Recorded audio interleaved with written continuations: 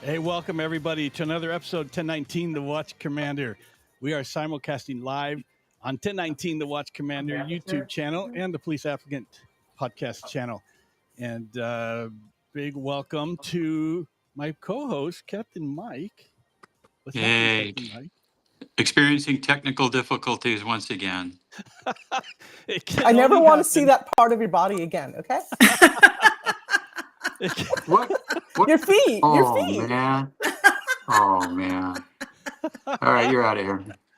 It only happens 30 seconds before we go live. Something happens, and this time Mike's computer decided, hey, this is a good time to reinstall or whatever it is, update. To reinstall everything, yeah.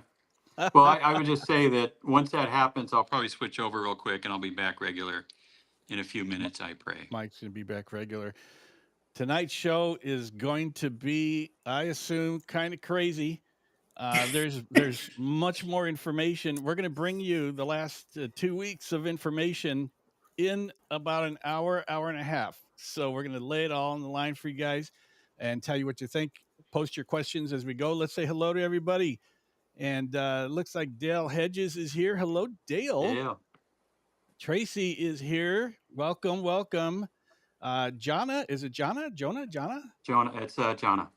Jonna, welcome. And one of our favorite people, GJ, is here. Clay Porlier, Clay Porlier, yeah. Hi, Clay. And, hi, GJ. Thank you. And the star of the actual star of the show, Zippy, is here. Zippity. And let's see here. Damage control. Also David Armstrong is here, and we already have a fan of Paula is here as well. Two fans. Are you including me? If there's so, then that's three. 3 fans.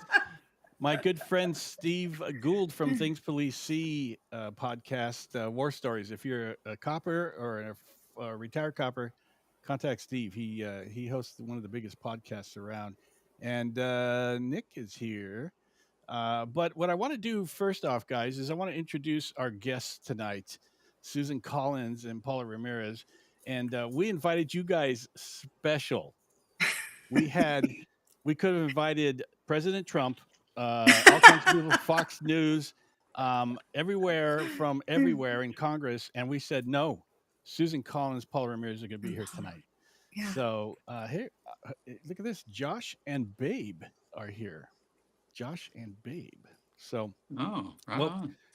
what we're going to do first is because I want to pull up this amazing. What are we talking about? Oh my gosh, Los Angeles is on fire, and what we want to do is introduce we want to bring up our guests and tell us a little bit about yourself, Paula, how you came to be Paula that we know today. Oh, man. Started with politics. Started with many years ago, and I'm going to date myself here. First ever campaign I volunteered for was Clinton Gore, and I was lured in by pizza and granola bars. There you go. To phone bank. Yeah, that's Captain's great. Like, that's all it takes, right? And I've for the past probably 15 years, I was born and raised in LA, still live here in the city. I live in northeast part of the city, Island Park. And I've contributed or been a part of campaigns from city council level all the way up to congressional. I was the original campaign manager for Sheriff Villanueva back in 2018. I was on the campaign trail with him for 14 months, and I'm very proud of that campaign and the work that he did.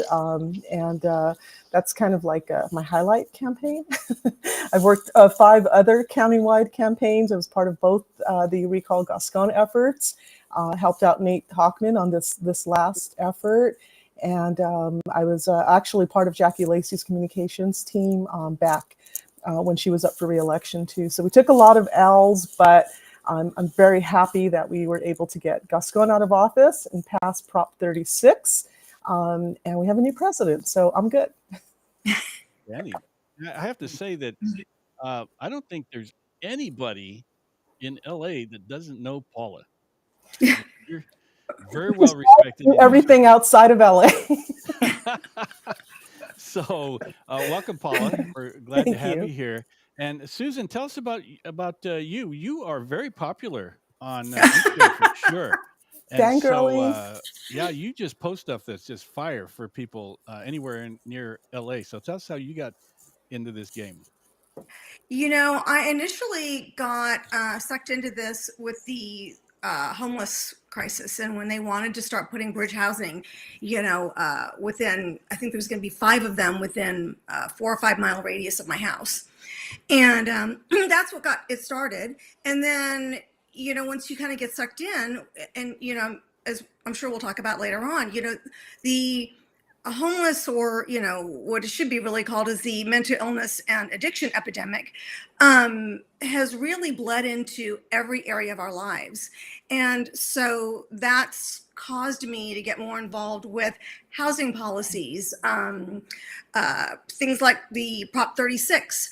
And then I ran for city council. I ran against Nithya Raman and in our first race, and was unfortunately unsuccessful. I didn't really realize the whole ballot harvesting thing.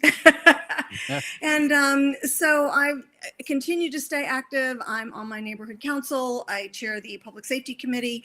I'm a member of my homeowners association, and I've always stayed active in meetings and volunteering throughout the city, because I've maintained and I hope it's my goal to get more people to understand that we're one city. So, we can't look at things like, oh, well, not in my backyard or not over here. If it happens in Venice, it's going to happen in Sherman Oaks. If it happens in Sherman Oaks, it's going to happen in, Marina Del Rey. We're one city, and we need to start moving as such. And so it's my goal and my hope that we can kind of unify the city in a common goal to improve the quality of life for all of us. So that's why I'm here. And Paula and Susan, they keep their ear to the ground as far as LA politics and LA County. And there's a ton of times that myself and I know other people, when they post something, for myself, Susan or Paula will post something, I'll go, "Oh, I didn't know that," and then I'll repost all that stuff.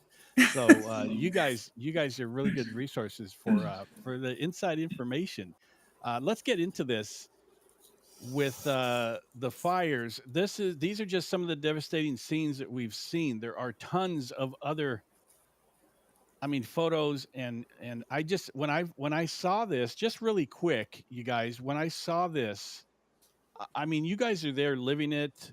Paula, you got some fake alerts saying to evacuate, and there's everybody's watching the news. And I've seen where people look out, they show videos, they're looking out their window and the fire is like right there. So, what were your first thoughts initially when you saw these scenes and you saw how close the fires are to your homes? Either one. Well, for me, I live in the very north east part of Highland Park, a mile and a half out of Pasadena, and I hike Eden regularly. I was just there the Sunday prior to the fires breaking out, and I was 1.75 miles from the northwest evacuation line where the 134 and the 210 merge. I live on the south side of that, so we were under evacuation warning Wednesday through Friday, and watching Duty app and all these things that come on. But just watching my city in general. Like, I'm an outdoor person. I like going up the coast. I've always went to the beach with my sons, and I've eaten at a lot of the places out there, and just watching the devastation, it was unbelievable, like incredibly unbelievable and an unprecedented disaster that I never thought would get so out of control in LA. And I've lost so much faith in our leadership and our preparedness. And this is in no way at all, meant to attack any of our firefighters or police officers, because I know that they've been out there doing everything they can with every ounce of blood in their body. But, they're human beings, and there's only so much they can do when the resources and the manpower are not there, and something just goes completely out of control. Like, we're just unprepared. And I think this should be a wake-up call to all of us that live in the city or in the county of LA, that we are not prepared for a major disaster. God forbid anything would have happened besides this, an earthquake, any kind of catastrophe, we would have been in trouble. I would just build on that. I think tonight what we want to focus on as well as the systemic failures that have been going on for years in the state, and the mistakes that were made that allowed this situation to become a lot worse, a lot quicker than I think it should have. I also want to parrot what you said about we aren't going to talk smack about the line troops because they're the ones who are doing the job. It is the leadership and the failures that we're going to talk about. Also, I also want to say that my wife and I have friends who have lost everything in this, both the Altadena fire and the Pacific Palisades fire. And there's, what do you say? What do you do? And that's why we thought it was important to come on tonight and just get this off our chest and talk about what's going on. Sorry, Ken. Paula, didn't mean to cut. No. We also want to make it clear that there's a lot of comments out there on social media that you get what you vote for and blah blah blah. You deserve all this stuff. Well, about half the people who voted for not the people in office, Right. and a lot of our friends, for me speaking personally, are conservatives. They did not vote for this. They did not vote for this big train wreck that happened. So, we're not going to bag on all of Californians and things like that. But I think the focus is going to be on the actual failures of leadership that led us to where we are today. So there's I think last count, there were 20-ish LAPD officers that lost their homes, and there were firefighters that lost their homes too, which is really difficult. Mike, you were in command, but in a command position. I don't know what happens. I mean, they call in sick. They got to take care of their families, and then there's that they're supposed to report to duty and all this. And I'm assuming the departments are understanding of that. Yeah, they give leeway where they can, but there are a lot of people like I was that you've given your life to what you do, and you make sure your family's safe, even if they're at a friend's house, and you go and you do your job. I kind of want to start getting into this a little bit, if you don't mind. I'm kind of chomping at the bit. I'm going to start with what I see as being a failure. Do you guys mind if I start that way? No. I know that January 1st, there was a local TV station reporter that mentioned that there's going to be some high wind warnings coming up in the next couple of days, and it's going to be extremely dry, extreme high fire danger coming up. Trying to avoid that note you just put there. And on the next day, on January 2nd, it became more publicized by the press, and they were sounding the warning about a red flag warning about how fire had to be prepared. People had to be prepared, make sure that you have an evacuation plan, know what you're doing. And the very next day, the mayor of LA jumped on a plane to Ghana. It blows you away when you think about the inability to comprehend what is going on in the town that you're supposed to be the mayor of. Not only did she say during her campaign that she'd never leave the country, oops, she has, and she's done that a few times, but she leaves after a couple of days of everybody sounding the alarm about the dangers that are going to be going on in LA. And she thought it was more important to go shake the hand of some president of an obscure country as the mayor of LA City. It made no sense to me now. It makes no sense then. And then when she comes back, she has the temerity to refuse to answer questions about it. And she basically just smiling and blowing it off. And it's difficult to comprehend that type of leadership failure. And Anyway, a statement did not come out of her office after the actual event started for hours. well, you know what? Hours. And another thing, who'd she leave in charge? She left the guy in charge that got arrested for calling in a fake bomb threat to the city hall. I think he's still on paid leave. Well, Oh. they made it sound like he was around the office, but I guess we'll see, because I understand he couldn't declare an emergency from out of the country, and I think they relied upon him to do it, and it was a day late and a dollar short. Well, the whole management of this, or the lack of management, I know I've been sounding the alarm at how depleted the resources were for well over a year. Gina Silva did a 3-part series on it, and that was over a year ago. Just a few months ago, I did a post. I happen to have the graphic here, that shows there's not a single medical emergency vehicle available in the entire city of Los Angeles, not one. Yeah. And what I said in that post was, God forbid we have a natural disaster, nobody's coming for you. And, in the midst of all of this, we've sort of forgotten that, people are still having heart attacks. Who's going to get them? Our EMTs, our firefighters, they're all on the front, as they should be. But she has left us. And it's, I'll be honest. I mean, I'm not a Karen Bass fan. I never was. And I think Tracy Park has been outstanding. But frankly, the majority of the city council has a huge blame in this too. Yes. They all knew about this. They've been told and told and told, they knew not only, and I think one of the facts that gets overlooked that infuriates me more than probably anything with this is that they're feeding the problem, right? So I have the numbers here. LAHSA, the Los Angeles Homeless Services Authority, which is supposed to be in charge of reducing our homelessness. In 2017, their budget was $108 million. In 2023, it was $875 million. Now, the reason that these two things correlate is because, and nobody knows yet what caused this fire, but depending on which station you talk to, firefighters are going to tell you that anywhere from 80 to 100% of those calls that they get sent out on are homeless related. So now you would think that with this increase in budget that we would see a decrease in the problem.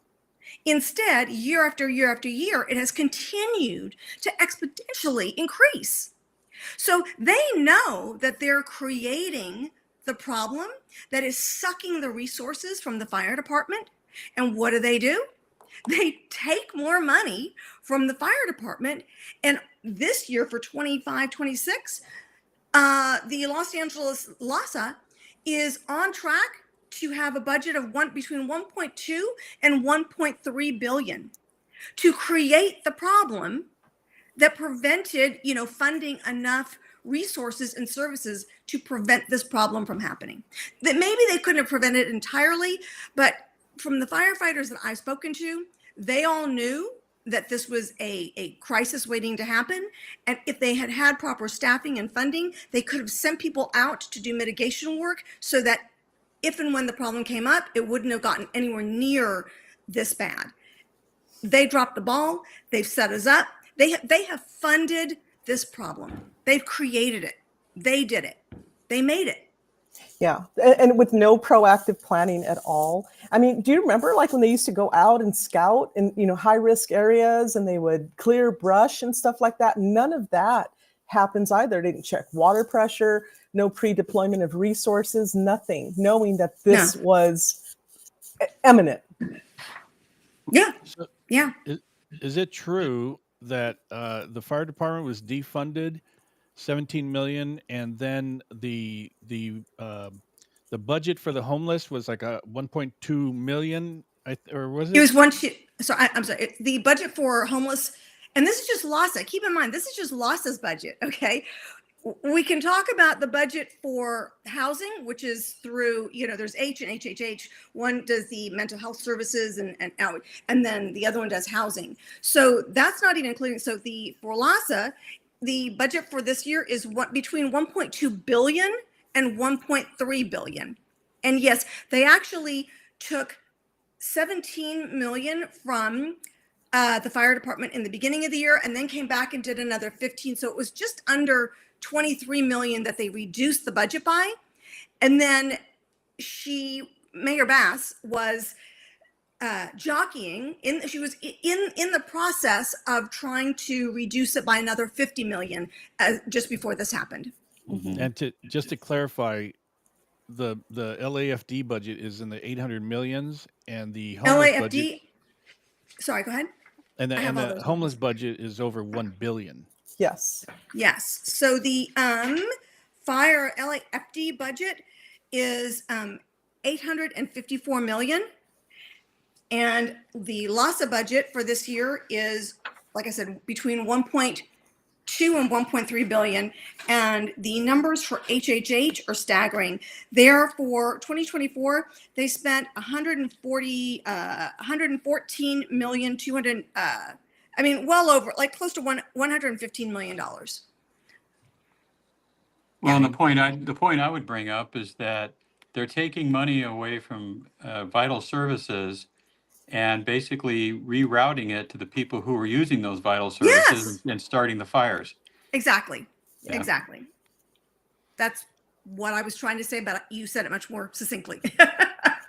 And to their friends, Keywords. and to their friends and all the nonprofits and the homeless nonprofits, they funnel all the money there too, to their friends and relatives, so they can siphon it right back into campaigns and do the work that they need to do. Here's something that came up in the beginning, is that Bass was in Ghana, like Mike said, and then when she came back, they caught her in the airport, and a reporter was sitting there going, "Do what, blah blah blah," and she's just staring straight ahead, not answering. And even today, when they ask her, "What's up? What's up?" and she deflects. I'm not going to talk about that today. We're going to talk about how we're going to, as a city. And she's all team LA, now. What do you guys think about her non-response? Speaks volumes, right? Silence speaks volumes. That thing today I saw where she was asked straight out, "Do you think maybe you should have rethought that trip to Ghana?" And she gets that little smile that she has, and she goes, "I'm not going to talk about that. There's lives to be saved." And it's like, okay, whatever. Yeah. She doesn't have an answer. And for me, it's the smile and the smirk. It just drives me nuts. Like, what are you smiling about? Exactly right. Like the city's burning down. Parts of the county are burning down. Thousands. I think they're saying something like 60,000 people, just on the west side, in the Palisades have lost their homes and their jobs. Like, what are you going to do with all those people? Yeah, and the economic impact that's going to have too in a few months. Stand by for that. There's the tax revenue, the jobs, people won't be able to pay their rent, people that moved out there. This entire mess is going to be an even bigger disaster once the economic impact starts to surface. I guarantee everybody in the state's going to end up paying higher insurance rates if they can even get insurance. Oh, yeah. Yeah. And it's just, the governor of the state of California wasn't much better in all of this. He's pretty good at he's pretty good at shucking and jiving, and it just bounces off him like water off a duck's back. It's like, it wasn't my fault. I don't know, and just walks off and does. He's also really good at sign language. Have you noticed that he is going to support the world and come back to get like, what are you doing? Stop it. Stop it. What is that? I don't need that. What I particularly liked is when that mom comes up to him and goes, the dancing. "My kid's that was burnt great. down." And he goes, "Wait, I'm on the phone with the president right now." And she goes, "Oh, let me hear." And he goes, "Well, I'm not really. I don't have service." I've been trying to get a hold of him. Yeah. I've been trying to get hold of the president. Here, look. And he shows her his phone. Yeah. Like he was. Yeah. So what, and of course, if you read the news, that Gavin Newsom's been on the trail, and he's been talking about how Trump doesn't visit California, and all this other stuff, and he's going to make. I couldn't believe today when he went on the news and he goes, "We're going to reimagine LA 2.0." I'm like, oh my gosh, are you Yeah. serious? You said that? Yeah. Yeah. Well, And they what was the asked other word Tone he deaf. used? He used another word like a Marshall Plan or Oh yeah. What is something like that? 2.0, was it? Yeah, yeah. yeah. And he even said something about all of the predatory people coming in and how we're gonna, go ahead with that. I'm like, what? He I've been said I talking was to on the. Sacramento and we're gonna go ahead with that. Like, what? Back that up. Yeah, he said I was on the phone with the mayor of Lahaina, and he gave me all Yeah. these tips about being on the lookout for predatory developers, and it's like you are the biggest predator that we have Yeah. to worry about in this entire state for the Yeah. past 10 years. So I just it's so disgusting. It really is. And I know David Armstrong just said he's busy Trump proofing California, but not fireproofing anywhere.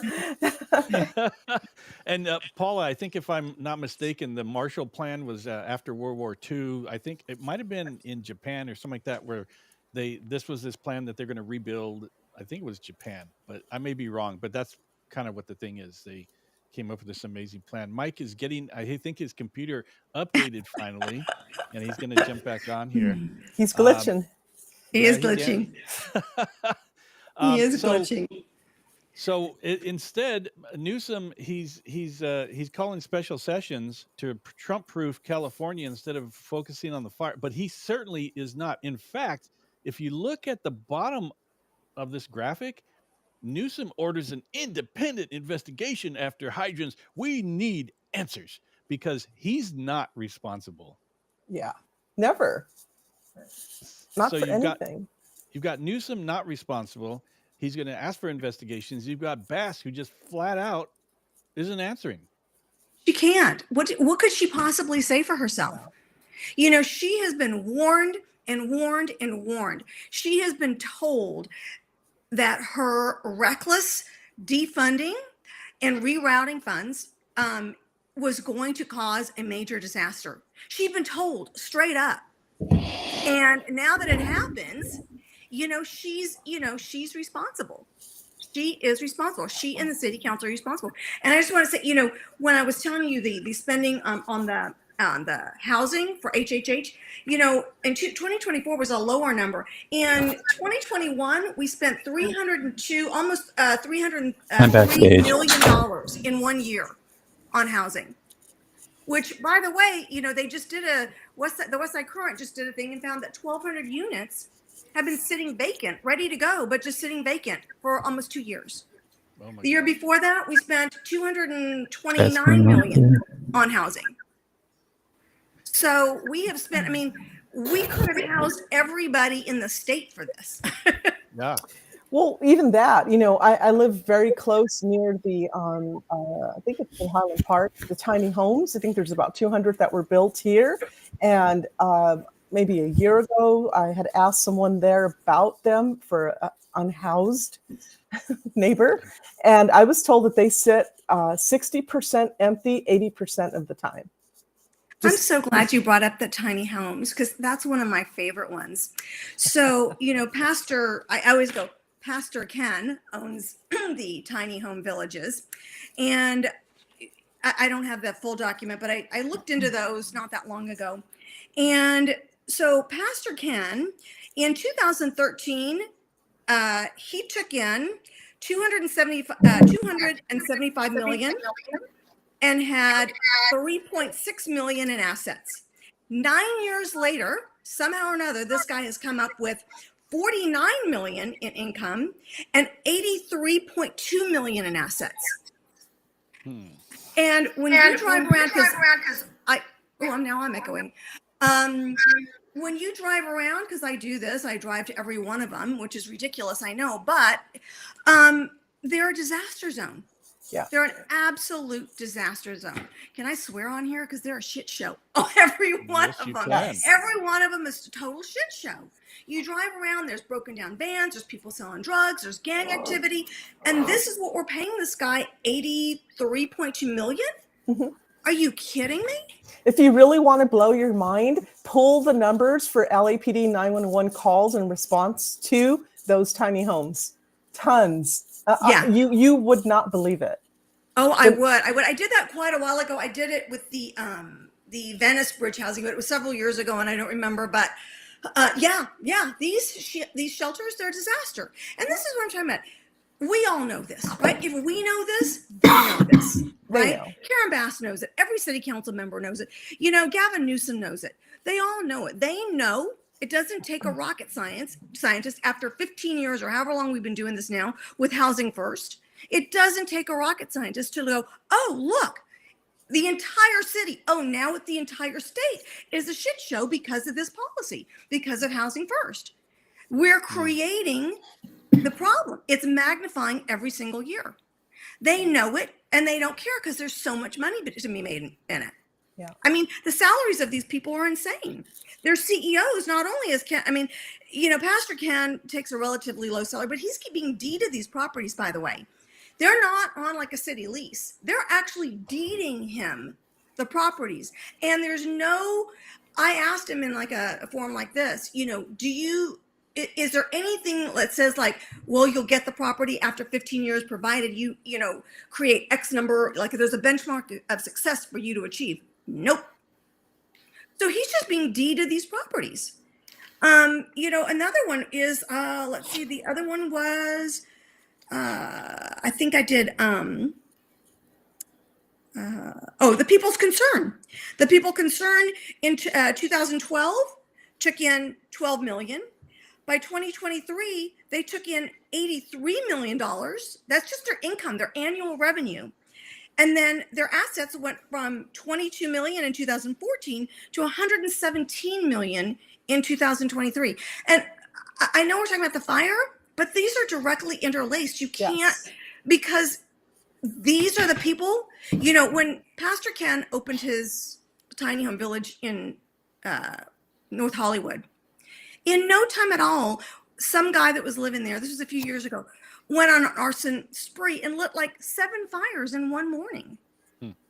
So these are all directly related. And our firefighters are being told to work unbearable hours in unbearable conditions with almost no recognition. I mean, when was the last time you really, until now, when was the last time you heard our mayor and the city council really go to bat for our fire department or firefighters? When was the last time you heard them say, wow, you know what, you guys are responding? I believe it's the station downtown, they respond to more calls per year than the busiest trauma center in the country. There are stations where they work 24-hour shifts around the clock, no break. I'll tell you the last time that they had a serious conversation about the fire department in the city hall environment was when they fired 113 firefighters who would not get the job. That was the last time they had a serious conversation about LA City Fire. There you go.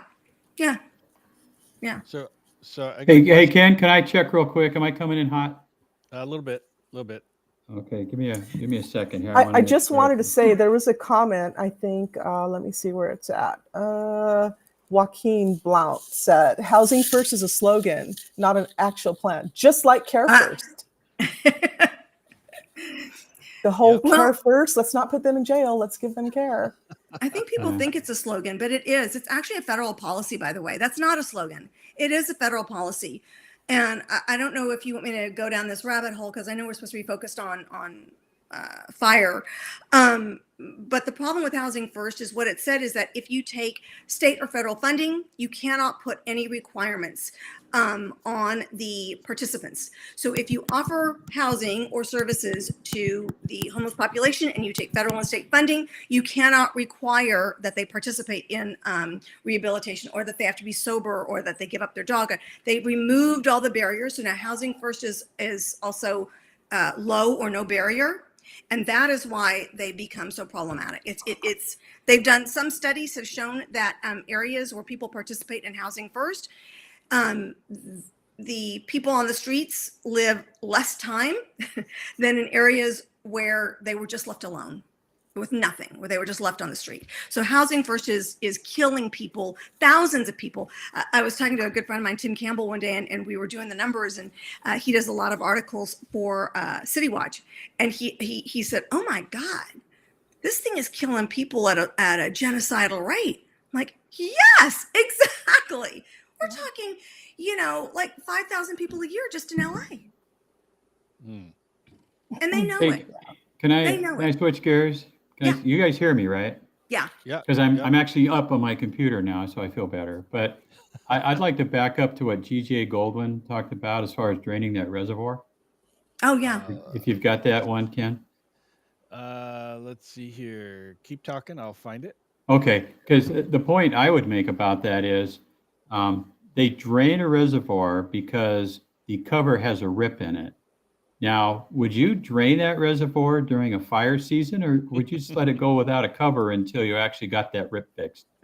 I mean, Yeah. talk about stupid ideas. And I think that's from the lady that's making $750,000 a year Yeah. that can barely relate what she's trying to say to us. Can't articulate And a sentence if her life depended on it. yeah, and who's making like 400 grand more than the guy did before her. And that's what you have leading DWP. I heard a rumor today that the fire department hadn't even been made aware of the fact that that reservoir had been drained. No. If that's the case, that is really problematic. And if she was in charge of that, she should be on the next bus out of town with Karen Bass. And one of the news outlets, I think it was KTLA, actually, I think day 2 was at that reservoir and said, this is supposed to be under construction and work done. That's why it's empty. And they pointed out there was nothing, not one piece of material, nothing, no sign of any work happening, completely dead and dry. So since February of last year? Yep, it sat dead for a year, empty.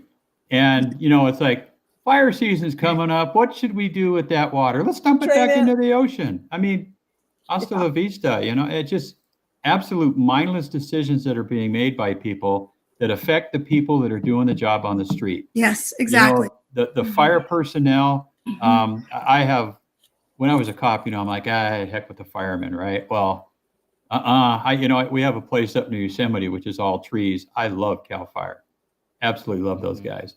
And it's given me a newfound respect for LA County Fire and LA City Fire.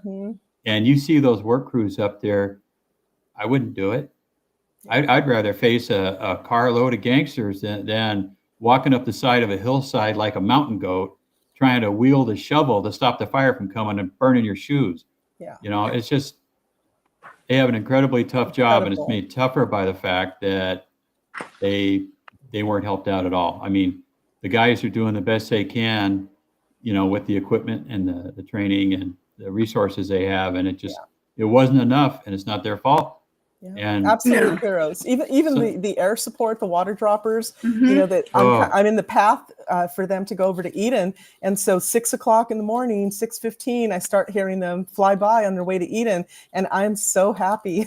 I'm like, yes, thank God, they're headed out here to start, dropping water and, phosphate or whatever. And it's we don't give them enough credit. And I work primarily with law enforcement. And I know there's the joke between, police and fire, but everybody does really respect each other and understand, the impact that each role plays and the importance of them.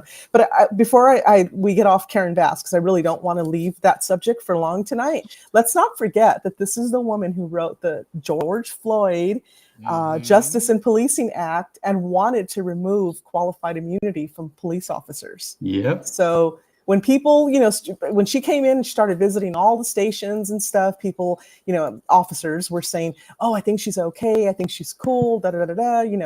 She seems supportive. I'm like, do not forget this and her statements. And you can go on YouTube and find them.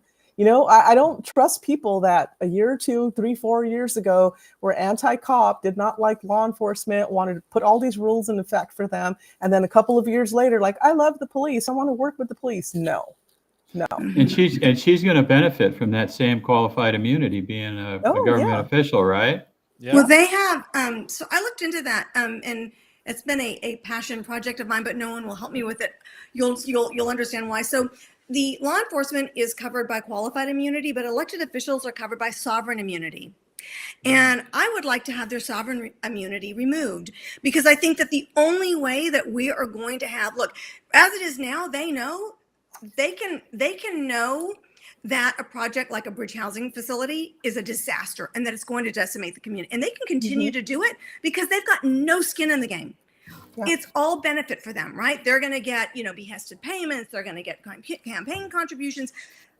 If we took away their sovereign immunity and said, not only are these housing or the neighbors going to sue the city, they're going to come after you directly. Yeah. And we could make it that it's, the wording on how you're held responsible is, would any logical person know that what you implemented would be devastating to the community? And if the answer to that is yes, and how would you determine that, right? Precedence. So if I can see that there's 15 bridge housing facilities and 15 of them have been a complete disaster, and I open one next to you and some guy comes and burns your house down, I should have known better. So I really would like to, work on trying to get a motion passed or, a ballot initiative to remove the sovereign immunity of elected officials. And just so you know, with that in mind, because somebody once said to me, who would want to run? Me, right? I ran with that in mind. Because I will help you. In this, I'm not running for anything now. I'm not, but if you can't, if your actions aren't such that it's undeniable that your intention was good, you shouldn't be doing this. You should not be in public service, not when you have this many people's lives in your hands. And that's what Karen Bass has. What? How many people in LA? 5 million? Yeah, she has the lives of 5 million people in her hands, and she's like, oops. Gotta go to Ghana because they elected had to the go to first woman Ghana. president. No comment. No comment. Is sovereign immunity different from absolute immunity? I have to be honest, I did not research that.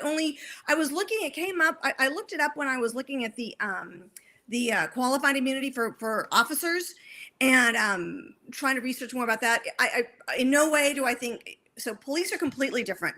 First responders they're in these high stress situations that change rapidly.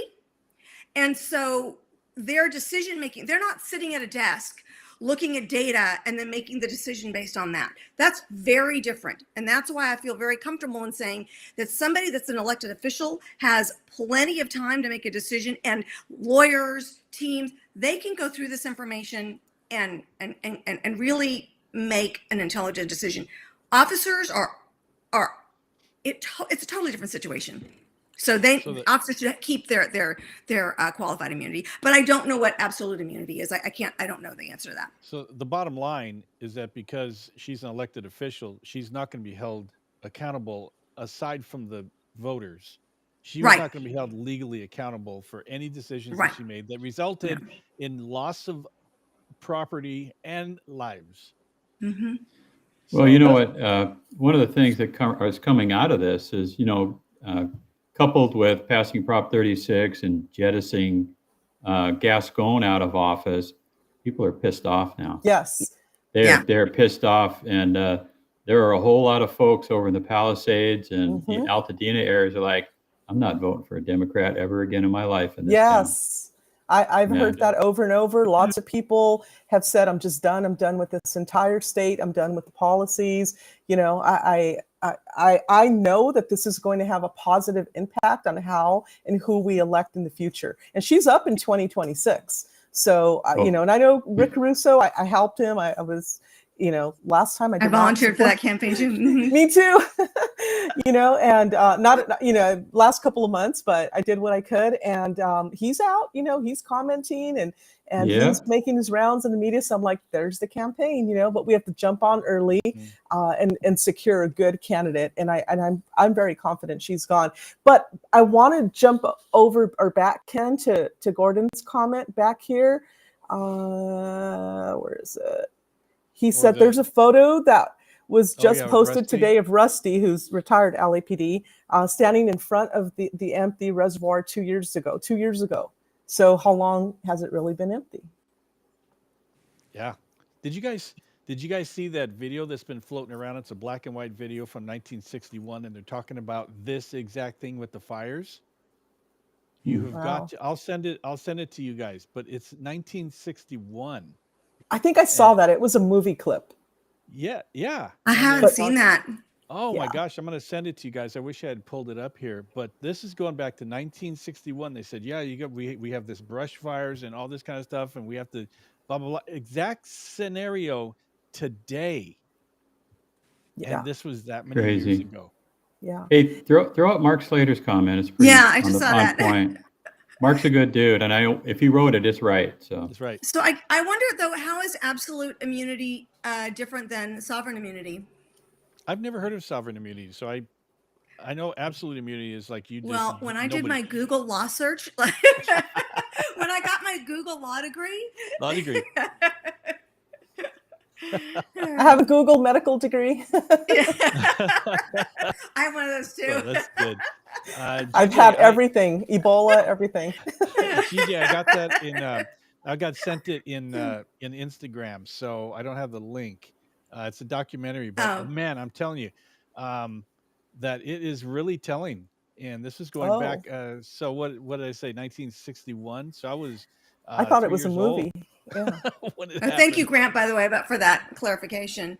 yeah, hey, Grant, good to hear from you, brother. If he says it, it's right too. I wonder if that absolute or sovereign also has to do with the immunity that we give to diplomats that come into the country. Oh. Oh, Right? That would be Maybe. something that you can't get rid of that one. And if Mark's right, absolute immunity is exactly what Bass would benefit under. I'm not so sure you'd get rid of that one either. There was a good question about the Yeah. aircraft being grounded Tuesday, and Yeah. I knew that was true also from some officers that were on the ground, but we have some confirmation you might want to Oh, put up man. there. Well, Biden, he's okay. He was a new grandpa. He made sure that everybody knew that as the city's burning down, and he's a real proud grandpa, and that was his big moment. Yeah. Talk about tone deaf. You know what? 5-6 days from now, adios. He's gone too. Yeah. Yeah, there's a couple of things I want to make a comment. Then I want to ask a question.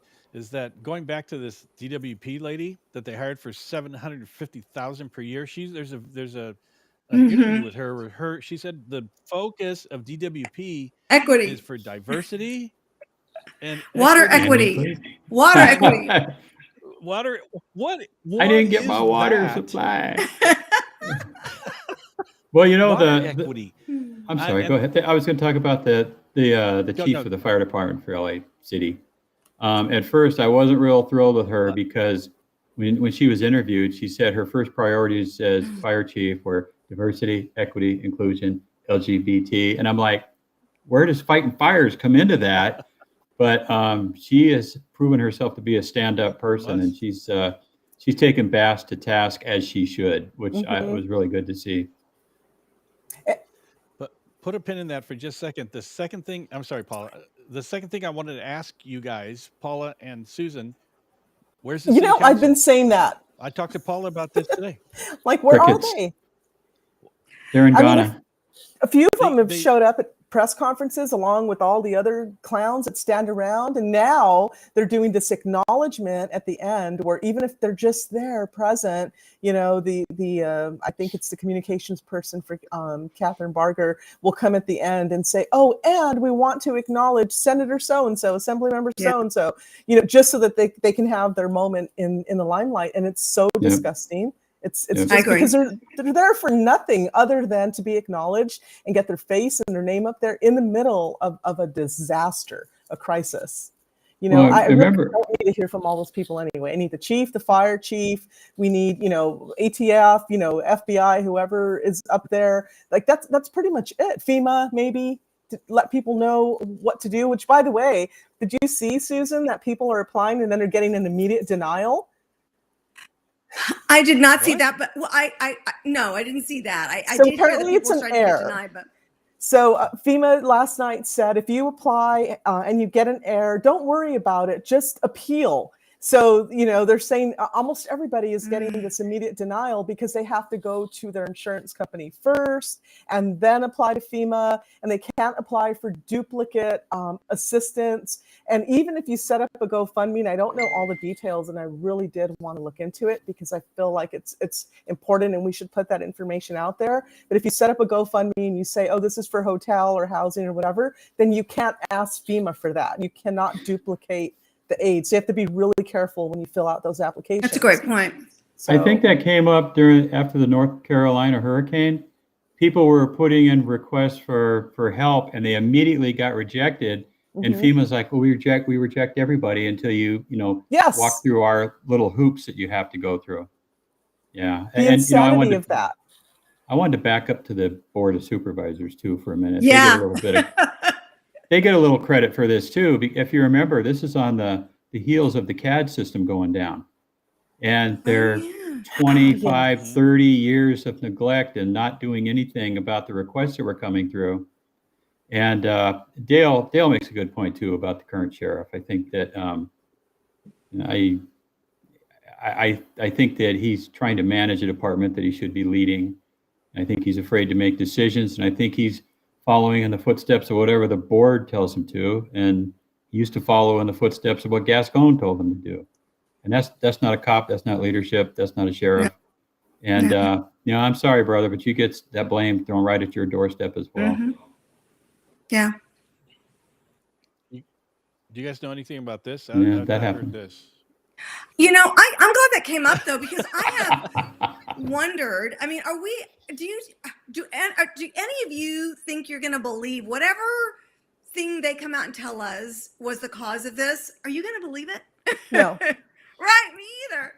Probably not. You know what though? It was a smart move to put it in the hands of the feds, because I think that they, even at this point in time, they have a little bit more credibility than, because Bass, what does she keep saying? We're going to do an investigation. We're going to get to the bottom of this. And it's like, but they're going to be looking at you, Karen, and who's going to want to go up and tell her that she's the one that, dropped the keys to the kingdom when she left. So I have hope for the ATF. Those guys are pretty good. I think that you'll get to the bottom of it. And you know what? The fire chief, she's going to tell the truth.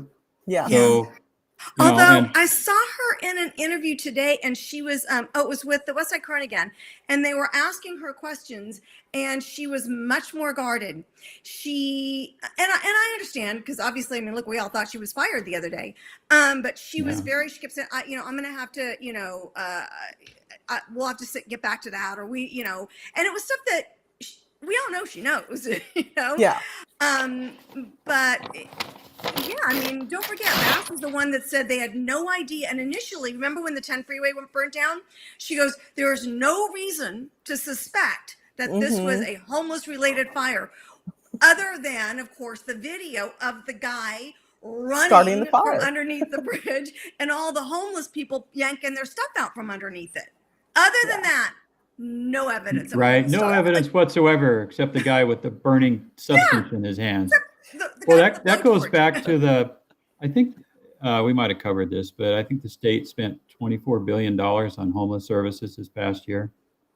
And Susan, you pointed out, I think it was like 1.5 billion in LA County, maybe money that could have been diverted. In 2025, they're estimated to spend between 1.2 and 1.3 billion.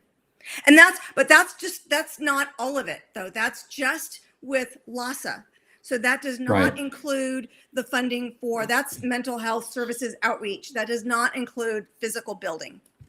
And I understand they've had the money for years to build more reservoirs up in the hills there. And what is it, just sitting there gaining interest or what? I mean, nobody's spent the money. They're usually pretty good at blowing all the dough. I'd like to see that account and understand why, especially if they've had over a year of major reservoir empty, why they didn't just build another one nearby. Or like I said, at least put some water in it. Who cares if the water gets dirty for a couple of months while they're fixing the tarp? I just want to jump back to Chief Crawley for a moment. So I'm not trying to say we're BFFs, besties, nothing like that. But I have interacted with her on multiple occasions, and I think she is extremely qualified. I think that she is honest, and has very good character. That's just my personal opinion. And Mhm. I think she showed us that when she made that Mhm. first statement. But the Yep. politics around this are so Yeah. deep and so, everything that's going on. I think Bass truly wanted to fire her at that meeting. Yeah. But her people probably said, hey, you cannot do that. You cannot I agree. fire the fire chief in the middle of all of this going on. So I think they put that aside till later.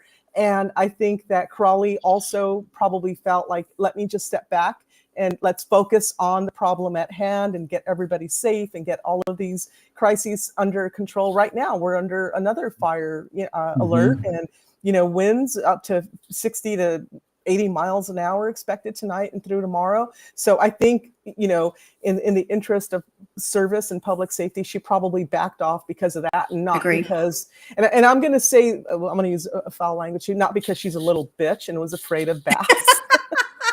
She doesn't look like it to me. No. Yeah, exactly. And I personally like her.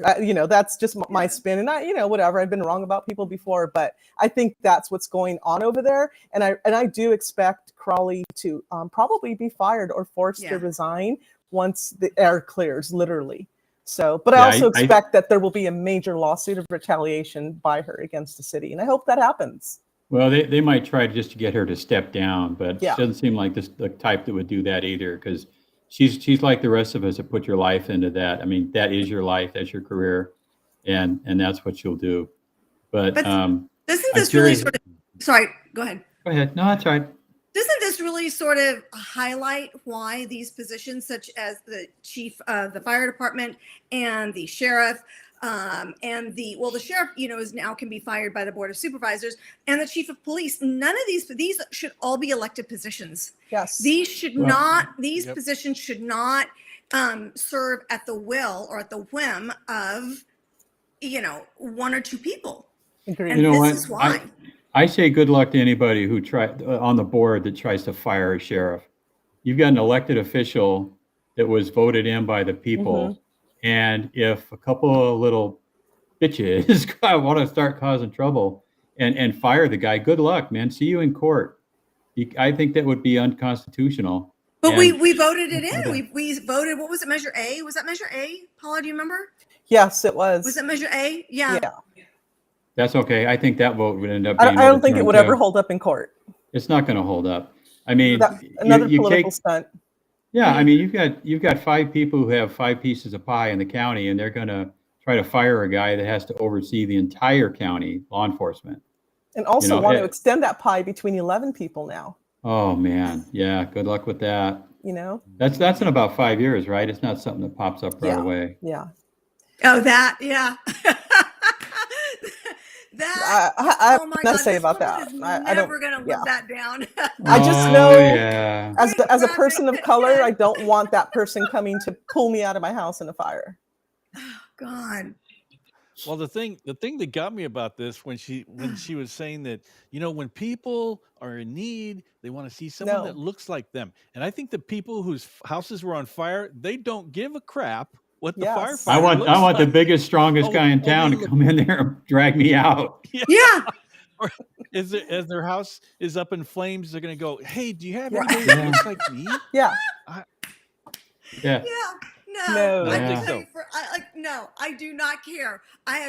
You could send in a robotic thing. You can send in a monkey. I don't care what you send in. Get me out.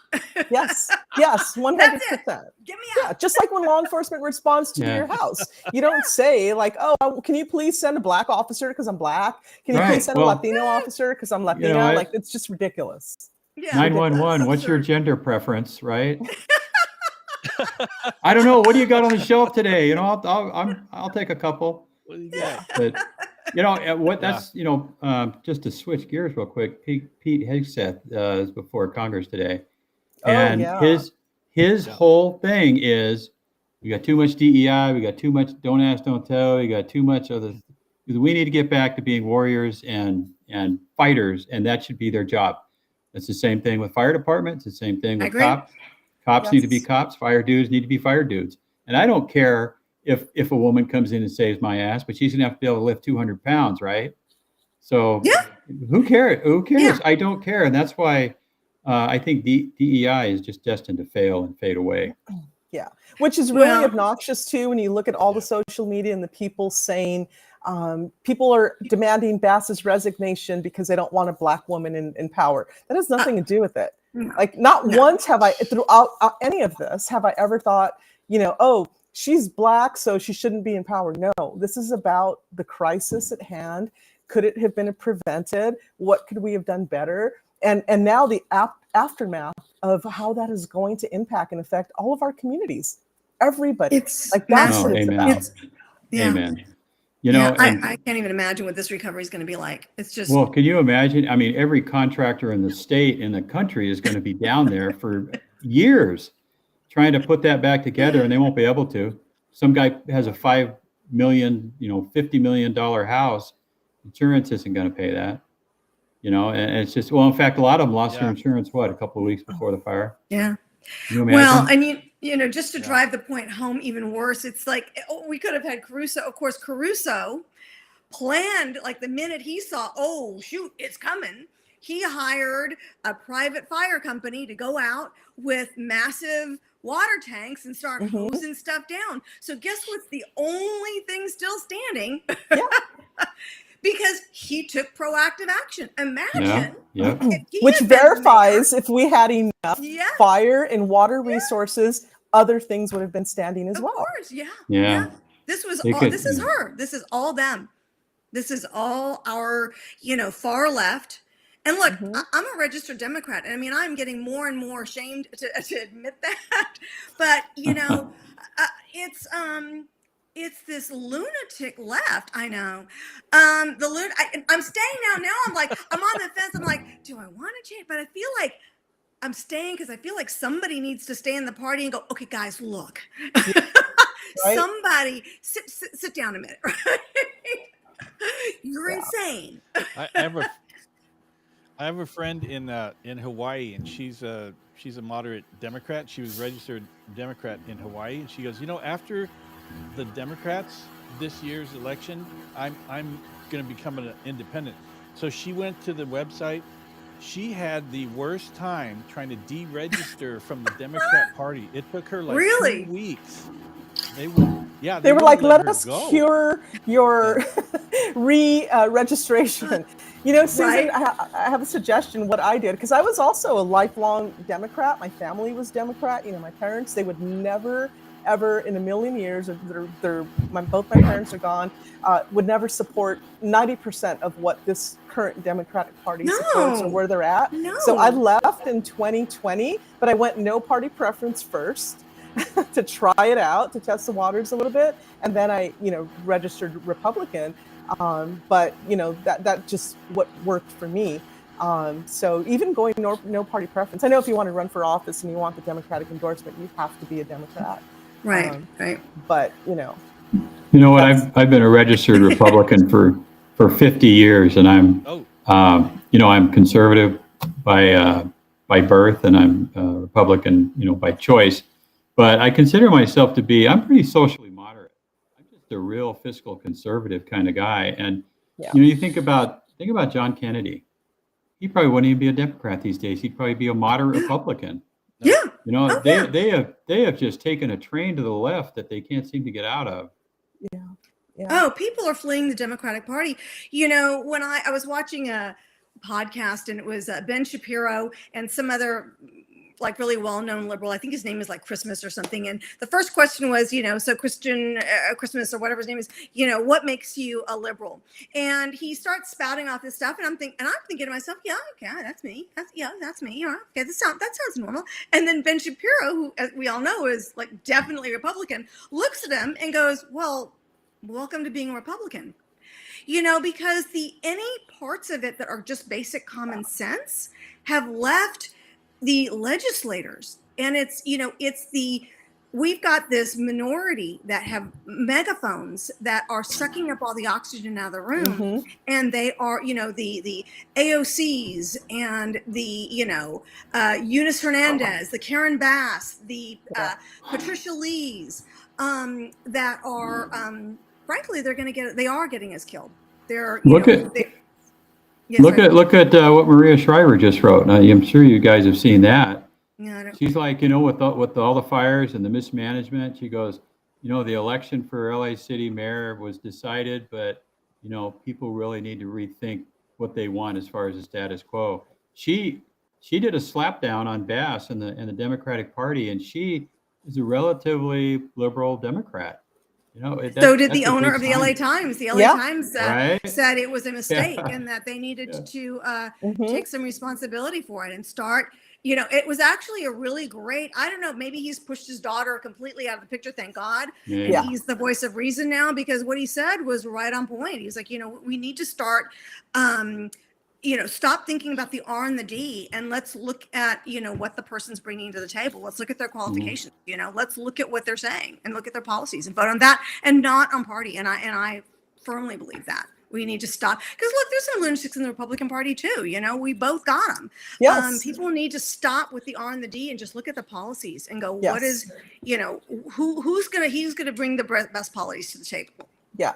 Yeah. I had that conversation with someone today. I said, look, I still vote for Democratic candidates. I helped John Hatami prior to Nate Hockman. There's still good Democrat candidates out there. The problem is here in LA, they're just so far off the cliff, and they want everyone else to be like them. And if you're not 100% on board with their platform and their agenda, then you're a racist, you're a Yeah, homophobe, all of it. And it's just like, they're gonna no, shame you and bully you. yeah, Yeah. You know, it's that just just reminded me of like a Roadrunner cartoon where the coyote's running and he runs right off the cliff and he doesn't realize it until Yeah, it's too yeah, late. yeah. doesn't realize it until he's unelected. Yeah, Yeah. that's right. Well, There I is was talking to a firefighter today, and he said, one thing that people really need to understand is that elected officials are not going to stop this. They're not going to solve this. They're not going to cure it. The only thing that will is the public. The public has to change the way we vote. We have to, look, I know it's difficult, and we've all said this to people, it's difficult to take a day off from work and go down to City Hall. But now there's a lot of people that are out of Oh, their yeah. homes. They're And out of jobs. work. Mhm. And, it's the public has got to get more vocal, and you can't phone it in. You have to turn up. You have to turn up every once in a while and go, enough is enough. And you have to turn up at the ballot box Yes. and Amen. Yes. and vote for people. But spend the time. Elections have real life consequences. Elections shape the world that we live in, and spend the time to go through each candidate and vote for the one who's going to form a community that's livable for you. And don't pay attention to what the R or the D says. Just go for the candidate that has the policies. And vet your candidates, because people are so uneducated, and people Yes. and my parents did it. I remember being young, and my mom and my dad would go to the ballot box, and this was only in the 90s, just kidding. But they'd go to the ballot, and my mom had a tendency to vote for a woman with the Latina last name, and my dad voted for men with a Latino surname. That was it. Didn't matter. They knew nothing about the candidates whatsoever. But because they were Latino, they voted for them, and a lot of people still do that. That's the marker. Like, do they sound like me? Do they look like me? And so we really do need to educate ourselves more on who these people are, where they stand, where the money comes from. I always tell people that follow the money. Follow the money of these candidates and where it's coming from. You can pull 460s, which are donation forms that are filed, and see who is supporting them, because that says a lot about them and about what special interest and who they are going to be indebted to once they win. Mm-hmm. This even this Jenny's, what is her last name? Hernandez, the DWP woman. Oh yeah. Same thing, Karen Bass appointed her. This woman was involved with PG&E. She was involved with the Democratic Party.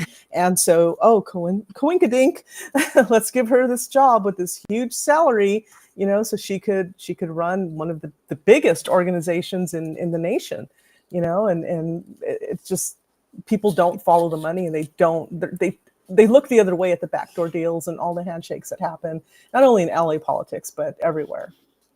Yeah, One of the other reasons that I hear people, when I talk to people, when they're so shocked, like, I voted for Karen, I can't believe they're doing this to us. Or, I'll say to people, well, it was on their platform. You know, did you see? And it's heartbreaking because some people really do feel like they did their research, and sometimes it's difficult, right? And the one thing that I hear a lot is, I just voted for change, you know, and I knew that Mitch O'Farrell was going to lose to Hugo, because I was driving through his district one day, and it was just everywhere you looked. It was during the race, and it was everywhere you looked. It was a disaster. And I thought, if I wasn't as plugged in as I am, I would go vote for anybody but this guy. And then when it started to blow up, you know, like I said, I go to all these events, and I'm over there, I'm going to meetings in that district, and I'm talking to people. And when I would say, why did you vote? They're like, oh, we just voted for change. But you have to know that sometimes the devil that you know is better than the change that you don't know about, right? Mm-hmm. And you can't just vote for change. As tempting as it is, sometimes what's out there is worse. Yeah. Well, and a good example of that, you know, we have Karen for 2 more years. I don't see her resigning. Recalls honestly do not work. I tell people that all the time. Don't waste your money and your time. Get them unelected. Run a good candidate. Prepare a good candidate. Raise funds for that candidate. But shoot, I lost my train of thought. Oh man! Oh, I said we were talking about voting for change. Okay. Yeah, We're live. We're live. I don't know. All right, the Alzheimer's kicked in for a minute. Paula, I agree with everything you said. Yep, me too. That, yeah. It was great. But you know, it is that low information voter that kills you. It's, you know, it's like you said. I mean, I'm going to vote D all the way down the ticket, or I'm going to vote for all the different surnames that I can, and they don't put in the effort. But you know what? LA County is huge, and if you're trying to get your message out to 5 million people, that's a big haul for you. Who's the Paula left? She got so upset she left the stage. My ring just like fell over, and I don't know if you could see me. So whatever. I don't know. Okay. There you are. Who's that governor that we recalled in the 90s? Who was that? Oh, Gray Davis. Gray Davis. So it did work then. Got rid of him. It did. Once. But yeah, historically recalls don't work. And you know, I think it's a waste of time and effort. And I hope she's not reelected, and I don't think she will be reelected. But again, we have to now start thinking about getting a good candidate prepared, raising funds for them.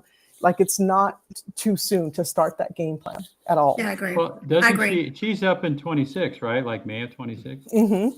March. So she's got March is primary. She's got like a year and a half, less than a year and a half. Susan, you down? Yeah. Oh no. I'm optimistic that I think, you know, Rick is probably going to throw his hat back in the ring. And when I saw him kind of throw some rather pointed barbs at her, I was like, yes. Yeah. We're gonna get Me another I was like, I'll get one more ride on that double bus. Yeah. It is. Well, we've had a really great conversation tonight, but I wanted to close on one question. Is last week Mike had an article in the Current Report, and the article was titled about the fires. Or no, what? It was the CAD system down. But I bring it to this one. The question is, who's to blame? Paula, Susan, Mike, who's to blame for this massive fiasco? Is it group effort? Can you point fingers at Newsom, Bass, the fire department? I think the fish rots from the head. All right. So I think at the end of the day, you know, I think that there's certainly different layers of. So when I was running surgery centers, no matter what went wrong, the surgeon I worked for would come to me. No matter what happened, it was my fault, because at the end of the day, he told me to do it. Right. It was my job. So even if somebody else screwed it up, he would say, I don't give a shit. Did I ask them to do it? I didn't, did I? I told you to do it. So Newsom is sort of the head guy, right? And everybody under there, they're all under his watch. So he's known that all of this is a disaster, you know, and Bass has been told directly time and time again by people in the fire department, this is a powder keg. You are playing Russian roulette every day that goes by. You're playing Russian roulette. So she's directly involved, and so is our city council members and our county board of supervisors. Yeah, Lindsay Horvath and her upside down cross. Oh, Did you guys see that? What was that? I didn't see that. I just saw her well- in her oversized yellow coat and those little glasses. I'm like, oh, stop. You know, I know. I looked that up actually, and it actually could be for the who was the apostle? Was it Paul who got hung upside down, crucified upside down? Oh, yeah, Peter Paul. I know a little bit about her, and I doubt Yeah, that. yeah, yeah. Okay, well, okay. I was just trying to give her a break, but you know, when it comes to who has to take some of the brunt of this, I think the voters do too, because that's a good point. they've been voting in these policies of, you know, save that chicken-footed, red-breasted duck, and you know, make sure that you can't clear the brush, right? You can't rake the forest. You can't cut down the old growth. You can't make your property safe because of all these restrictions and rules. And people are voting for that. I've got a feeling there's a whole bunch of them that aren't going to vote that way anymore, like we've been talking about all night. And I think that I think change is afoot. I really hope it is. Oh, But I think so too. yeah, well, Paula, we have to talk. But We do. the, And, you know, yesterday, so the Rose Bowl, I'm so close. I'm 3 miles. I normally walk the Rose Bowl, and I probably shouldn't say that because when all was clear, people are going to look for me there. I will not be there for a while. You probably wouldn't recognize me anyway. But the Rose Bowl Incident Command Center is for this side for Eden, and it's where everybody's at. And yesterday they had protesters, climate. I saw that. Protesters. Like, what are you protesting? People helping people saving people? Like, in this moment, you're out there saying that all these vehicles are, emitting crap into the air, and it is nuts. Nuts. Yeah, well, that's the main word right there is nuts. Yeah. You've got people who go out and protest anything if they can, because I think they're lonely and they need a little validation, right? Yeah. But it's just, you can't win. But the change, she is a coming. I Yes. hope you're right. There's a I lot really there's do. a lot. I hope it is. Go ahead. I just, you mentioned the low information voters, and it was actually Alex Villanueva who, says frequently there's nothing more dangerous than an uneducated voter. And it's so true. And I think, if we can do one thing, it's to just really educate and get people to a point to where they actually take it seriously and don't vote for the woman, don't vote for the Republican, don't vote for the Democrat. Yeah. Study that thing. Yes. And then go back and look at their records, because they say anything. They'll Yes. tell you anything face to face, but go look at their records. See how long they've been saying it. Yeah. See how committed they are to that policy. And then Yeah. vote for that person. Yeah. And But, what have they done to effectuate those policies that they claim, it's a perfect example, Karen Bass, George Floyd, Yeah. Great. right? Mhm. Writing that and then coming over here and saying, LAPD, I love you guys. You guys are amazing. I'm going to do everything I can for you. Really? Mm-hmm. Mhm. You got to put the pieces of the puzzle together a little bit better and not be swayed by a people don't know that. smile. And yeah. People just Yeah. don't know it. Like low information. I know people who live in the cities in the county, and they don't know that the sheriff, they vote on the sheriff. Yeah. Talk about low Yeah. information. No, they're it's in true. their 50s and 60s, and it's like, I don't vote for the sheriff. It's like, you live in the county? No, I live in Glendale. Well, you live in the county. Yeah. But the big thing, the issue behind that, I think, is money. It takes so much money to reach all Yeah. those people Yeah. that It does. you can be the best intentioned and the best placed person, but you don't get your message out, you're not going to get heard. Yeah. Yeah. Yeah. And I actually found that with, running the campaign, running around the county for Alex Villanueva's campaign in 2017 and 2018, we would go to places in these small meet and greets and stuff, and people had no clue that the sheriff was also their sheriff, especially in the small unincorporated cities, that have their own police chief. They were like, oh, I don't have a sheriff. Like, I don't vote for the sheriff. I have a police chief that is appointed or whatever. So it really was an educational process back then for us to educate people that, hey, you live in LA County, so you get to vote for the sheriff, and teaching people what the sheriff's department did was a big component of that. And I'll be honest, Alex had to teach me, and then we taught people, because I didn't know either, all the entities and the parks and the courts and everything that they oversee. And it is a huge organization in itself. So most people don't know, and they think, oh no, I'm in Pasadena, I have, Eugene Harris, or I'm in Glendale, I have, Manny Sid, like, no, the sheriff oversees everyone. So make sure you get that message out, Captain. Well, that's going to be Paula's Captain. responsibility. It's a group effort. It would be Yeah, there you great if go. everybody that's watching this tonight too would make a point to during the election cycle, call up your friends and go, let's talk about that election. And civilly, can we go through it and have a civil conversation? This is what she said, but this is what she did. This is what they did. This is what they said. Yeah. So it makes a huge difference. I like it. Yeah. Amen. I think Helper said something else that caught my attention. Let's see here. Where is that one? I'm looking for Helper. Do you remember what it said like?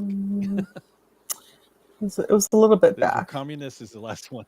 He talked about the DSA. There it is. That Bass may not be reelected, but the DSA is moving in candidates for mayor and city council. Oh yeah, absolutely. And I remember now what I was going to say, that we're all, most people are like, oh, let's get rid of Bass, fire her, resign, which she's not going to resign. Believe me, she's not.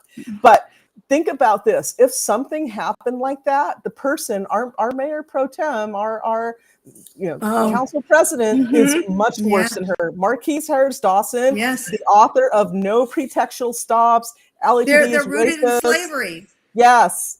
So he is worse than her. Yes. And we would be in a shit ton of trouble with him sitting in as mayor. Yes. So I 1,000% agree with you, Paula. Be careful what we wish for. Mm-hmm. Yeah. Interesting.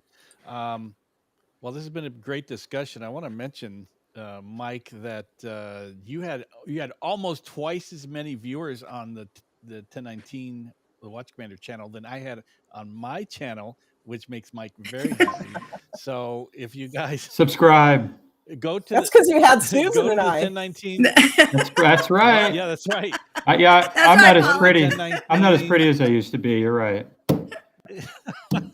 Go to the 1019, the Watch Commander channel, and subscribe. It costs you nothing, and it makes Mike so happy if you do that. Free. Mike will be very happy. He's probably peeing his pants right now that you guys are going to subscribe, and that he has tons of people viewing live right now. So, Susan and Paula, how can people find you? I found you on Instagram. How can they find you? What are your what do you call it? Your pages on those? Don't on find me. Instagram? Leave me alone. Just kidding. No, she'll be jogging around the Rose Bowl. Yeah, there you go. With no makeup, in an With old no makeup. T-shirt and tennis shoes. You probably won't recognize me. There you go. That kind of looks like her. I primarily, I don't have a website or anything. I'm grateful that my work and my contracts and stuff, I'm an independent consultant, come from word of mouth 99% of the time. But my Instagram is, hey, it's me, P. People call me P for the most part. So that's where you can, I do most of my posts and stuff there. So, and I'm on Facebook too, but I'm primarily on Instagram.